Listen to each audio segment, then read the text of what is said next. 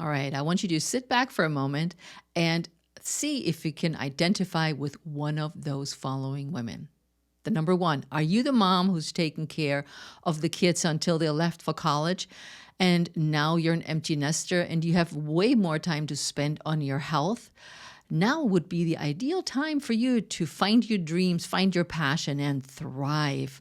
Or you might be the career woman who has reached her career goals and fitness and health has taken a backseat because other things, as like your business, took priority. Now that you reached that goal, that might be the best time right now to get stronger, start a regular exercise routine, and reclaim your health. Or you might be a combination of those two or something entirely different. All you want to do is feel strong, healthy, and confident in your body. Now, I'm a combination out of those two. I'm an empty nester mom that is running two businesses. You may have heard about my Hey Life training business, which is my brick and mortar business here in Maryland, where I see people for Pilates, fitness, nutrition, and strength training for all kinds of conditions that they come to me in person or also on Zoom. And you know, because you're here, of the Pursue Your Spark training plans and guides that I have for you in store and all that's virtual. But I also have two children, and I was at the end where my kids left. And what is there to do? How do I get fit? Now, I was lucky because I was already in the fitness industry and I know where to start and what I wanted to do and how I would progress. And you may have heard the story of that I became a bodybuilder and then an ultra marathon runner and finally an Iron Woman doing a full Ironman. But I'm sort of a combination out of all of those scenarios I described. Like I said, you may be something completely different, but you want to be stronger, you want to be healthier, and you want to thrive in your second half of life. You know, it is daunting to get started or to overcome confusion of the things that we hear because that person says this works for them and that person says, no, you have to do whatever other method. But what's really working for your body? We really don't know. But it's important to know that we need to put our health front and center. And before we dive into more of the guide, I want to highlight why it is important for women in midlife to stay healthy, strong, which brings body confidence along the way. Now, exercising regularly, and you hear me this over and over, has to do with consistency. But it's also, if you prioritize your health, you will feel a lot better about yourself. You will live a better quality of life. And when we're thinking back of the people in their 60s and 70s or 50s, 60s, 70s, and whatever age, they didn't look so healthy. They didn't look so vibrant. Now we have so many tools at our fingertips that we are now ready to change the trajectory of where we're going. So exercising, healthy eating, and a vibrant mindset is really important as we grow older.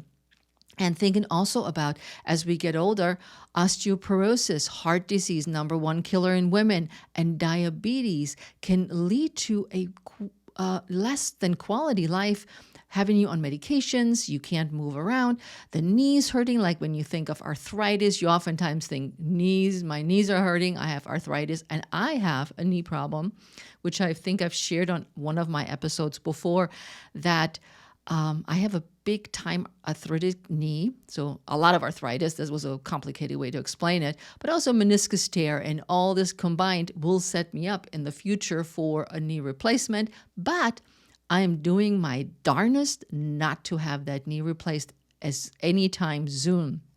So then we're talking about the hormonal shifts during menopause. During and after menopause, we have so many issues we might deal with, and every woman is different. So we're looking at night sweats. We're looking at not being able to sleep, brain fog, lack of concentration, weight gain, fat gain. This all accumulates in menopause, and we sometimes think that That's just the way it is. We're gaining weight through menopause, but it doesn't have to be that way. Again, everybody is different. But when you're thinking health, well-being, healthy eating, a vibrant mindset, it is a winning combination to move you forward when you're dealing with these ugly situations in menopause and the hormonal changes. Also, you feel more energetic and more vibrant when you're feeling strong, and it improves your overall quality of life. Think about all the things you can do when you're healthy. Don't compare yourself to your best friend, to the woman across the street, or anybody on social media. Everybody is different. And I had this conversation with one of my clients today who's complained that she couldn't stand for an hour without her knee hurting. But her neighbor, or the person that lives in her building, who is 93, was standing there. She was zipping around. You never know. You can't judge a book by its cover. Everybody ages differently, and we're doing the bestest, I know that's not a word, but we're doing the bestest we can to be healthier, to be stronger, and use yourself as your guide to what feels good to you. Also, being a role model when you're healthy and strong and fit doesn't have to be perfect, doesn't have to be that you be running a marathon until your 90s. Some people do that. I had to stop running a year ago, but I was a role model for my kids. When my kids were little, and I was a single mom, I dragged my kids with me to the gym, and they went to childminding because that's where they took care of the kids. And the kids didn't like it all the time, but they were exposed to fitness. And during summer, they were able to go to summer camp at the different places that I worked at. And they would learn to play tennis and swimming and crafts and God knows what other camps that I could bring them to because I was working there for a reduced fee, or in one case, I didn't have to pay anything at all. And I was so grateful that they could come. But they always were around me, around my healthy eating lifestyle. And my daughter said at one point, "Mom, we don't eat like other people." I'm like, "I sure we do." And she says, And I said, "Well, what do you mean?" She says, "Well, all the other kids get chips at lunch. And I have to eat an apple or a banana or whatever you give me. I want some chips too." And I'm like, "Nope, we're not eating chips. This is really not healthy for you. You can have some chips occasionally, but not with every lunch." So they knew over the years how things are healthier and better for them, and it still shows. Now, also staying healthy, strong, and confident has a huge impact on how we feel. It reduces stress and anxiety and depression. If you're a runner, if you're listening and you're a runner, or a biker or a swimmer, if you're somebody who really likes to exercise, you may know the feeling. We'll talk about the runner's high, or you have heard about the runner's high, and you feel just great afterwards. And I always said after I ran, I feel that I solved the world's best, all of the problems I had. I felt so good. And usually my best runs were the ones when I ran really fast. I solved a lot of problems. But so it is with strength training. So it is with swimming. Whatever it is that you can embrace, our Pilates is so impactful when it comes to our mental health. It is so much focus, and we'll talk a little bit later about Pilates as well. And we're bouncing back from any illness way faster than the ones where we didn't exercise before. And every time a client of mine goes on vacation, I almost said, into a procedure, I'm like, let's exercise before. Let's make sure that before you go into your procedure, you are at the healthiest that you can be, with nutrition, with exercise, with little as possible stress. And it sets everybody up for a much stronger comeback after any procedure we have. Now, also, exercise and healthy eating reduce healthcare costs, lower our healthcare costs. We can save so much money by avoiding potential health issues through proactive care. And I did an episode number 194, why regular exercise can be the key to long-term financial stability. And I put the link in the show notes for you so you can listen to this episode as well, because it was really eye-opening when I did the research of how much money we're spending on preventative care, or let's rephrase that, instead of saying preventative care, on the medications that we are taking to keep us healthier. Because preventative care would be what I'm talking about today: healthy eating, exercise, stress reduction, better sleep. So also, when you feel better about yourself, you resonate this to everybody around you. People feel how strong you are. People feel how vibrant you are, because you are worth it to you to give yourself the self-love of treating yourself with respect and with love. So these are all amazing benefits of why we need to start getting the 3 ways to reclaim your health and thrive over 50 guide. And I interchangeably use over 50 or intermittent fasting. But it's all the same. We're in the same boat. So the 3 ways to reclaim your health and thrive over 50 guide is divided into 3 transformative parts. And each addresses essential aspects of a healthier and more vibrant aspect for women in midlife. The first part will guide you through intermittent fasting, demystifying the powerful approach to nutrition, and explain what to expect during the adjustment period. The second part emphasizes the importance of exercise, particularly Pilates, in maintaining strength, flexibility, and overall well-being and a balanced body. And finally, the guide dives into the significance of self-care. And it's offering some simple yet effective steps to incorporate self-nurturing practices into daily life. Plus, how to create habits and stay consistent with your health and fitness choices by designing your new chapter. You know, I really love that word self-nurturing as I'm recording this episode, almost more than self-care. Self-nurturing.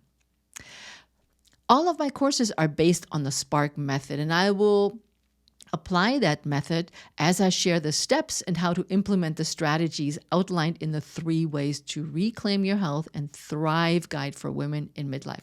So here's what the SPARK stands for. S is scan your life and assess what's holding you back from achieving your goal.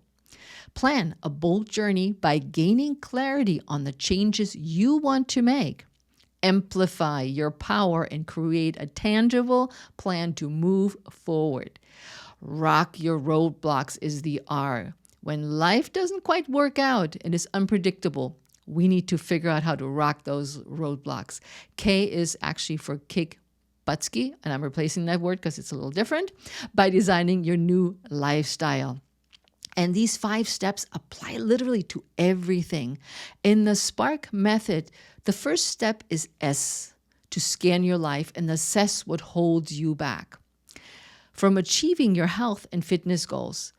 And this really focuses on you getting clarity of what it is you want. How many times have we said, oh, wouldn't it be great if, oh, I wish I could, or I'm not cut out for this. I don't know. Should I actually start this? So start by identifying your goals. These can be related to physical fitness, nutrition, or mental well-being, or any other area you wish to improve. And that's all covered in the guide. Oh, I'm so excited. So I want you to look closely at your current lifestyle, including daily habits, routines, and commitments. Identify any patterns or behaviors that inhibiting or stopping your progress towards your goals. What would that look like, for instance? You're wanting to start intermittent fasting. So you go through your fridge and cupboard to see what healthy foods you have and which ones need to go. So with my example with my daughter, I would say the chips need to go. They are processed, they're highly refined, and you can argue, but Heike, they're baked and they're much better for you. No, we're going to replace that with a vegetable or with fruit. But keeping it very simple, all these highly processed foods need to go.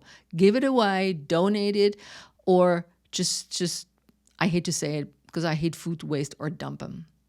Now, the P, the Spark method for the P, is plan your journey. So we laid the groundwork with the intermittent fasting, and in the plan your journey, we're clarifying the changes that we want to make. And here's how the P, plan your journey, works.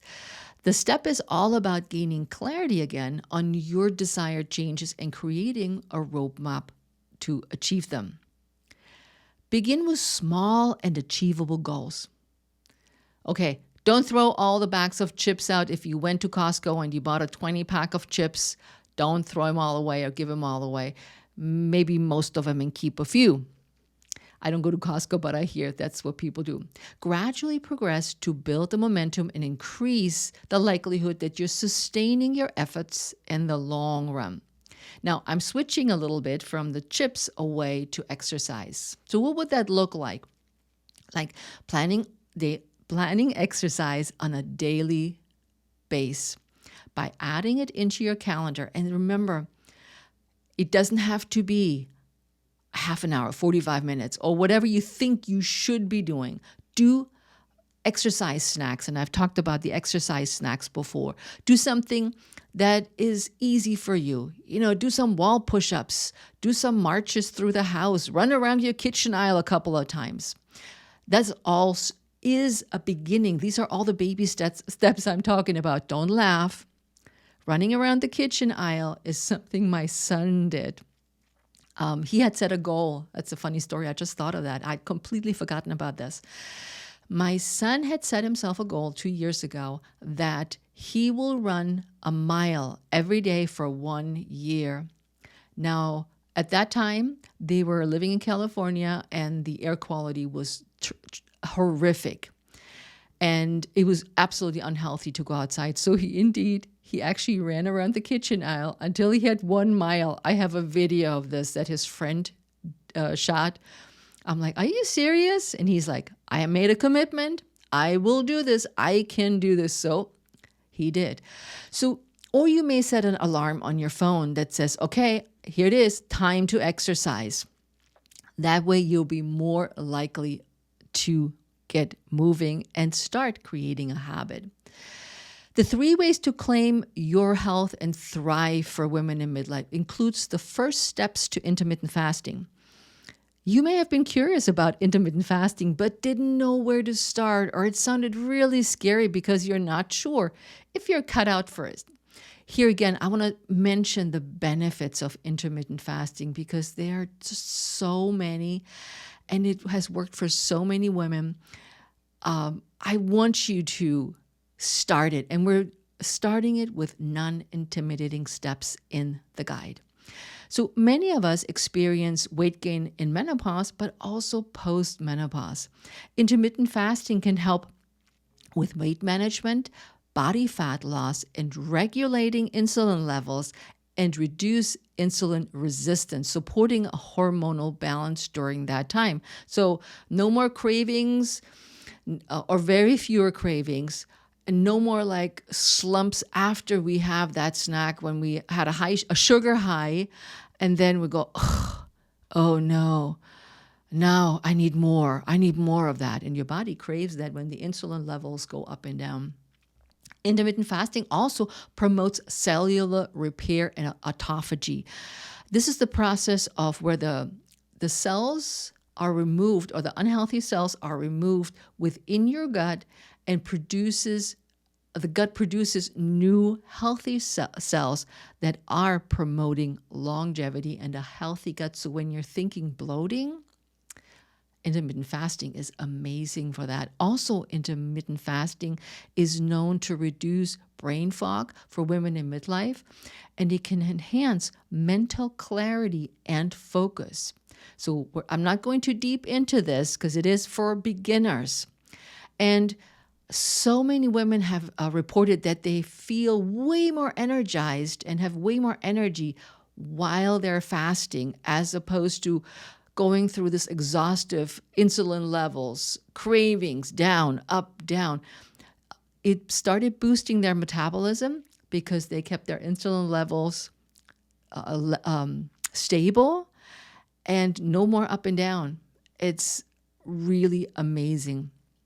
Intermittent fasting is also associated with reduction of inflammation levels, and that's not only for the gut, but also think of your joints and overall the whole body. I always think of, when I think of reducing inflammation levels, I think of stomach, my gut, but I also think of wrists, knees as we get older.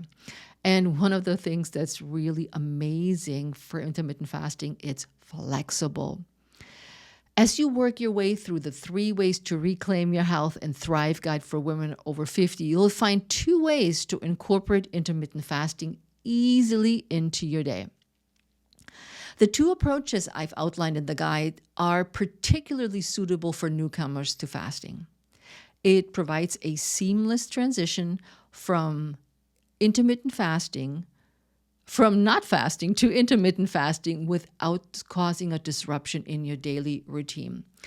Because many of us are creature of habit, and we want to make sure that we just keep doing our thing. By occasionally omitting a meal, you can organically establish a fasting period that doesn't feel overly restricted. And the method involves a 12-hour fasting window that also resonates with your body's internal clock. This gradual integration with intermittent fasting will enable you to do this for a long time because it's not invasive, it's not dramatic, it's not affecting your lifestyle. And then you can build on that.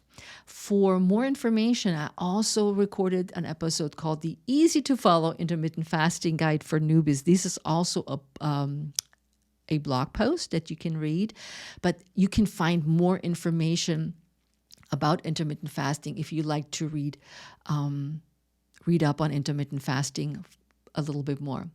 Now, there's some things that you might experience while you're fasting, and that is definitely you may feel hungry because you're not eating on your regular times. You're not doing your 3 meals, 2 snacks, or whatever your routine is. I'm just making this up. But your body is accustomed to getting its sugar spikes at certain times. And although your energy levels will fluctuate in the beginning, they are very much likely to balance out as your body adapts over time. That's why we're taking baby steps. I know you keep hearing that. Sometimes you may experience headaches, but by drinking plenty of fluids like water and herbal tea, you can help with this discomfort. You also may find that over time, and I mentioned that already, that you feel way more concentrated and focused because of intermittent fasting. And while the weight loss it's most likely slow, which is a good thing because we're not on a diet. We're not on a crash diet. We're not on a cleanse. We're dropping weight like flies. Is that a word I could say? No, probably not. In English, you don't say that. You're dropping weight like crazy. You will keep it off. If you consistently fast, you will gradually lose weight slowly but surely, or body fat, and it will take time. There's no in 6 weeks you will have lost. Now, the symptoms I mentioned are common when you start intermittent fasting, but particularly for the ones where you fast for 18 hours and way more than that. But this is not what we're recommending here in this particular guide. So start with one of the 2 strategies in the guide and see how you feel. And then we can talk about going into more advanced fasts at another time. But for right now, baby steps for the win. Now, let's move on to Pilates. Okay? I've not said it in this episode yet. I'm not quite sure, but exercise is good for you. And I do say it a lot. And anyone that can find a few minutes during the day to move. And in the beginning, it may sound really overwhelming to choose what you can start with. But the 3 ways to reclaim your health and thrive over 50 has simple examples that you can start today. Like walking up a flight of stairs to your office. You may think, Heike, that's not enough to get fit and strong. But you know what? We all start somewhere. Baby steps are the way to lasting health. Remember that we're not racing a short sprint race. We're preparing for a marathon. But now a little bit more about Pilates. Can you tell I love Pilates? I sure do. And I've been teaching and practicing Pilates over 20 years. Sometimes people ask me, they're like, well, you're teaching Pilates, but you actually do it? Well, some of the exercises I can't do anymore because of shoulder issues and knee issues. But pretty much, I do most of the exercises. But anyone at any age can practice Pilates. And one of my clients is 93 years old, and he still does Pilates. A little different than what you see on social, but Pilates focuses on engaging the deep core muscle. It improves overall alignment of the body. It increases flexibility. It promotes better posture, and it enhances breathing. I can't tell you how many people I've worked with that breathe very shallow, or what I sometimes call pretend breathe. And when I ask them something, they go, okay, Heike. I'm like, you've been holding your breath. Yeah, well, pretty much. So breathing is also so good for stress reduction. Now, you need to know that Pilates is low impact and very gentle on the joints, making it an ideal form of strength training and stretching for women in midlife. When you think Pilates, you may think, if you're a listener that has no clue about Pilates, you may compare it to yoga, which it is not. Pilates is not yoga, and yoga is not Pilates. They have some similarities, and they have some crossover in their approach, but they have different philosophies and different exercises, right? Though most people come to Pilates when they have back pain, when something's not right. Or they say, I got a weak core. And many of us think of the weak core as the front of the body, like the lower abdominals where we accumulate most of our body fat, our obliques that are on the side of the body, and then the rectus abdominals that goes from the sternum to the pubic bone. And but the core is also the butt ski, your gluteal muscles, your lower back muscles, your back extensors, your lats on the side, latissimus dorsi on the side of the body. So it's a whole package. And Joseph Pilates called this the powerhouse. So through controlled and intentional movements, Pilates elongates and stretches the muscles, promoting increased flexibility and range of motion. Whether you do Pilates on a mat or with specialized equipment like the reformer, Pilates is a safe and effective way to enhance physical strength, flexibility, and posture, and of course, core strength. But you may say, Heike, what makes Pilates so unique? The Pilates method is built upon a set of fundamental principles that form the foundation of the practice. These principles were developed by Joseph Pilates, who happened to be German, a creator of the Pilates method, and are essential for understanding and applying the exercises correctly. You'll focus on the 3 C's of the workouts in your guide. There are many more principles, but in the matter of making it simple, we're focusing on the 3 C's. The first one is concentration. The principle of concentration emphasizes the need to maintain focused attention on each movement and the specific muscle engaged. You're asked to feel your muscles. And sometimes this can be really crazy when I ask my clients, I was like, can you feel your lats? And they look at me in amazement and say, sure, I can feel it. And I'm like, where are they? And they go, I have no idea. So we're asking a lot of questions. So you pay attention to what it is that you're doing instead of just doing Pilates. And I sometimes say, oh, are you doing Pilates or are you practicing Pilates? And it doesn't have to be overwhelming.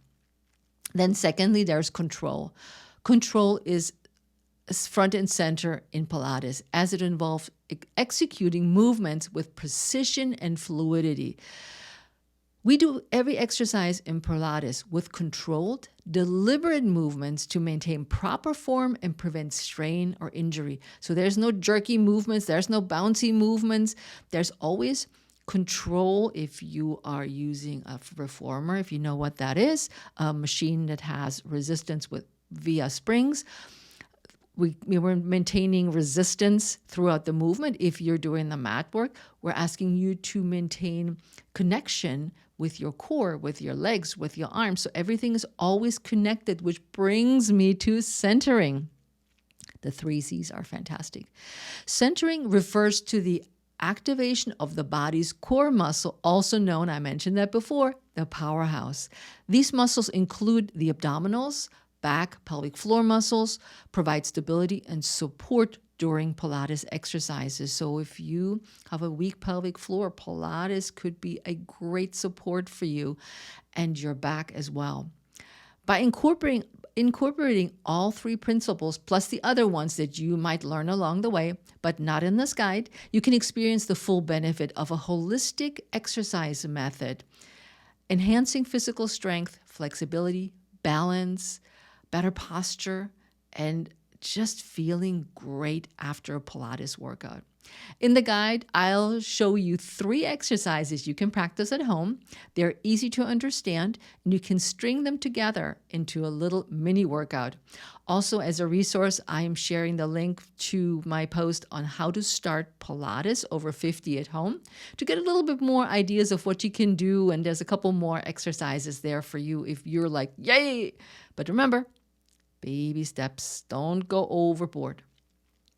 Now let's talk about self-care, or like I said earlier, I really like that self-nurturing term.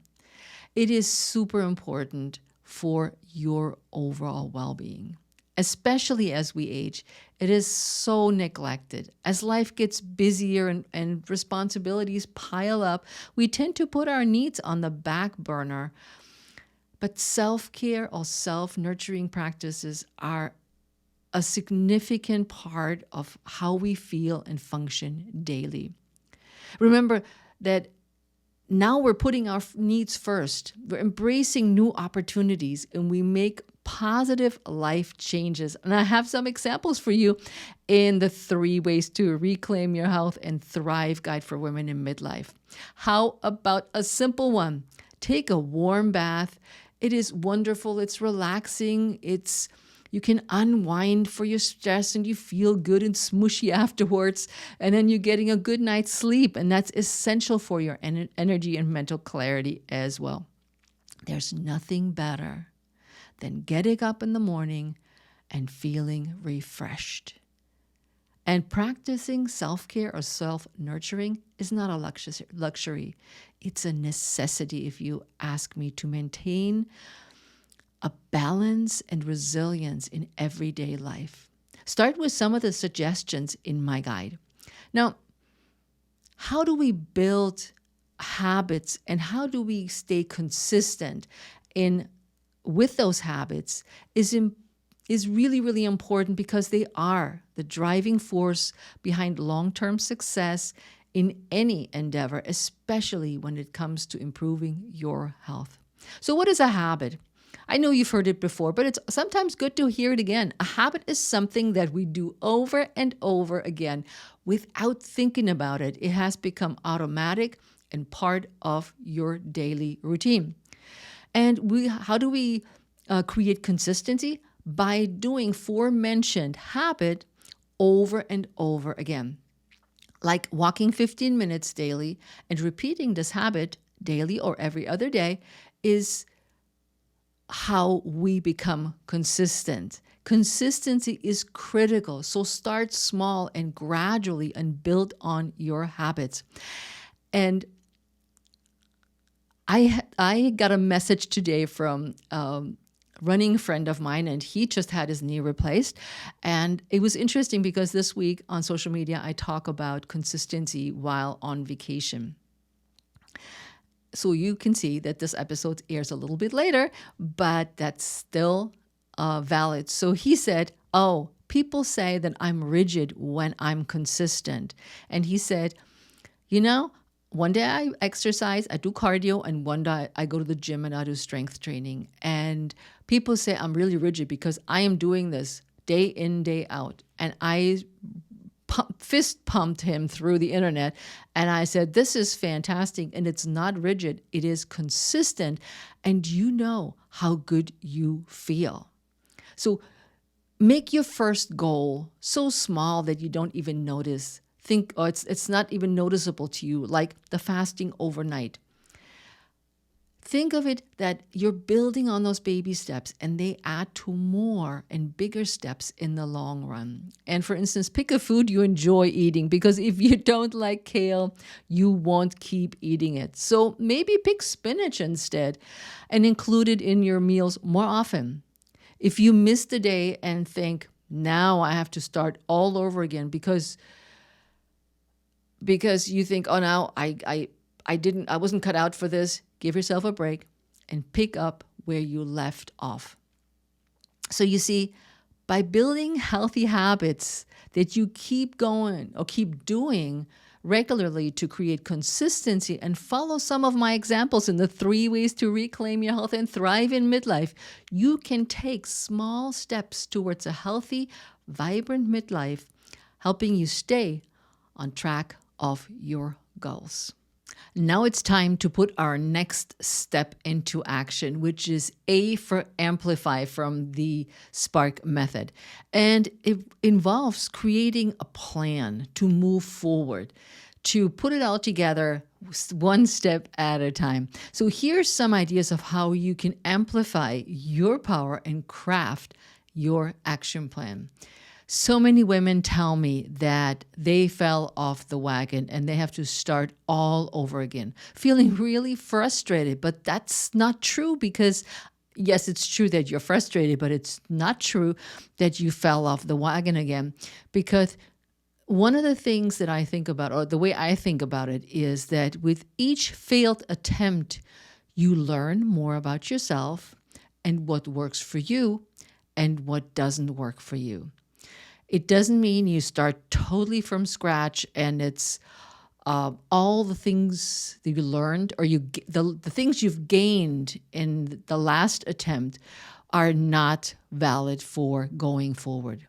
I want you to believe in making positive changes and achieving your goals. Recognize your strengths and past accomplishments and draw confidence from them.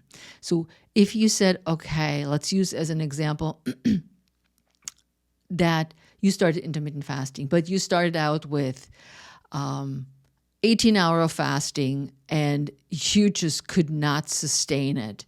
And it just didn't work for you, and it was too long and it was too complicated. You learned that a longer fast may not be for you, so we're stepping back a little bit and going back to smaller steps. Or that you started out exercising, which is another thing I hear often. I want to get in shape. I want to do all of it. I'm going to start exercising 5 days a week, and I do an hour every day. I can make that time. And I just know, because I know that person, that this is never going to happen. So we have to be realistic. We want to envision our accomplishments and our goals so that we have what's the word I want to use? That, like a vision board, that you look at it and you say, okay, if I can dream it, I can accomplish it. Picture yourself in that new body and how that feels. And like I said, make a vision board. If cut out little pictures that if that helps you, doodle if you want to do an online program where you can visualize, or just write it down in a little journal or a notebook what your healthy new lifestyle might look like. And like I said, women often start too soon, and then you're frustrated and discouraged. And in the end, you feel like you can't accomplish it and you're not any good. And so that's not what I want for you. And this will not be you when you're starting out with my Thrive Guide. Break your goals down into smaller action steps. And this makes the whole getting healthy and stronger journey way less overwhelming and helps you focus on one step at a time, not 5 different steps at a time. Be open to adjust as you progress. Learn, like I said earlier, from any setbacks and challenges and use them as an opportunity for growth. Now, when you visualize what your outcome is, you may have to make adjustments based on your lifestyle, based on the results you get with this. Or, which brings us to the next step, are the R4 roadblocks. I want you to rock your roadblocks, emphasizing the importance of navigating and overcoming those roadblocks or obstacles when life just isn't perfect. You know, life is unpredictable and setbacks are part of the journey. Be flexible and adapt a positive mindset so you can navigate through those roadblocks. You know, like for instance, you want to exercise and your goal was to set out your workout clothes every day so you know what to wear, or for that particular morning, let's just use that one day as an example, and you forgot. It's okay. You may have mismatched outfits, and that's okay too. But it put a little wrinkle into the planning that you had. Or you look at your schedule, wake up in the morning, look at your work schedule, and somebody put a meeting smack dab in your workout time. You may have not blocked it the right way, so nobody can get in there, and now you have to find a new workout slot. While some situations like somebody booking a meeting into your workout time are out of your control, focus on what you can influence. Focus on what you can change. So if you have if you have a meeting in your workout time, all you do is you go through your day and go, okay, I'm going to block this off. I'm going to do it at 7 p.m. today. This is that's what I have to do. If you forgot to put on your workout clothes, so you just put on whatever you got, and then tomorrow you try again and you do better. But I want you to continue to stay committed to your journey, even when it gets tough. Persevere through setbacks and remember that each step forward, no matter how small, counts towards your health goals. It's time to take action, because without action, nothing will change. And now is the time to invest in yourself and your health, which is the K. Stands for kick booty and design your new lifestyle in midlife. And you hear me saying design a new lifestyle, and that comes from my own experience as a mom, that my healthy lifestyle was circumstantial because I worked and I taught classes and I got enough exercise, but I never or had very little time to do my own exercise, because if I exercised on my own, I didn't make money. And as a single mom, that was a little tough. So I just taught a lot of classes. And I remember at one point, I taught about 15 aerobic classes. That was tough on my body. Remembering all the choreography, and people were, when I didn't, like back then, step aerobics was really popular. And when I didn't do the moves with them, they're like, we don't know what we're supposed to do. And I say, well, I'm calling it. So all you have to do is do it. And they're like, no, we want to see you. So it was literally keep doing it. So I want for you to design your new lifestyle. Not your husband does that for you, your girlfriend. I want you to fearlessly move forward with what you want to get out of this second half of life. Let go of limiting beliefs and embrace fearlessness. What's the worst thing that can happen? You fail and you do it again. Big deal. Midlife is really a time of empowerment. We're smarter than we have been, and also a time of self-discovery. What do we really want? That brings us to, the S in the beginning, scan your life. Believe in your ability to create these positive changes. Do you believe that you're too old to change your habits? Change your thought. You are never too old to change anything. Step outside of your comfort zone and take bold actions, aligning with your goals. Be willing to try new things and embrace growth opportunities. Do something different. Try a new class. Meet up with different people. Make self-care non-negotiable as part of your new life. Because when you think about meeting up with your girlfriends, it's oftentimes over wine, a happy hour, and you sit and you drink. Why don't you change that? Prioritize your physical, mental, and emotional health and say, let's do a class together. Let's go for a walk together instead. We can still have the wine afterwards, but go for the physical aspect first.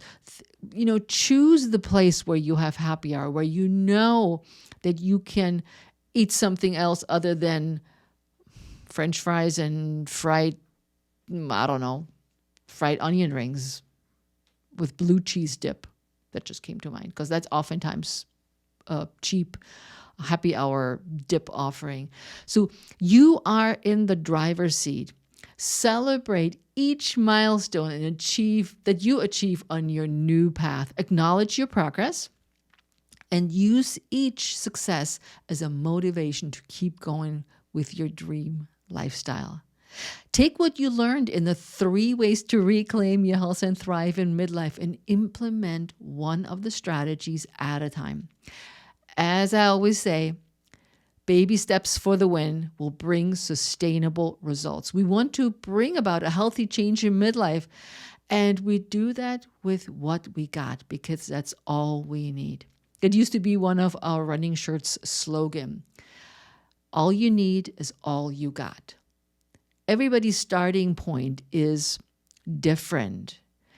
Everybody's dream of what life should look like for them in midlife and beyond is different. The goals are different.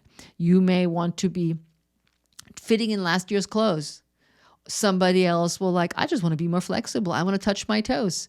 The next person's I want to lose some weight and I want to tone my body. I really want to get some muscle. So everybody has a different goal, but also a different body. Recognize that your friends' bodies are very different and respond very different than your body does. So take it one step at a time and do what works for you, and then technical term, fiddle with it and tweak it. I would love for you to share this episode with anyone who might benefit from listening to this episode and getting the free guide, the 3 ways to reclaim your health and thrive over 50. If I'll leave a link in the show notes so you can download the guide if you don't have it already. So what does it all mean? What I talked about for the midlife women that I mentioned earlier. Well, no matter where you are in midlife, if you're an empty nester mom, a career woman, or someone in between, taking the first steps to your health is outlined in the 3 ways to reclaim your health and thrive in midlife. Read through the guide, do some of the exercises outlined. For instance, start with a short fasting window and do 1 Pilates exercise regularly to gain consistency. And voila, you're on your way. Suppose you've gone through all the exercises and strategies outlined in the 3 ways to reclaim your health and thrive over 50. I want to invite you to my new 8-week group coaching program, the Pursue Your Spark Blueprint. In this course, we built on the strategies you learned in the guide and move to the next level of your health and fitness transformation in midlife. I also will leave a link in the show note. And if it applies to you, I want you to apply for the next session.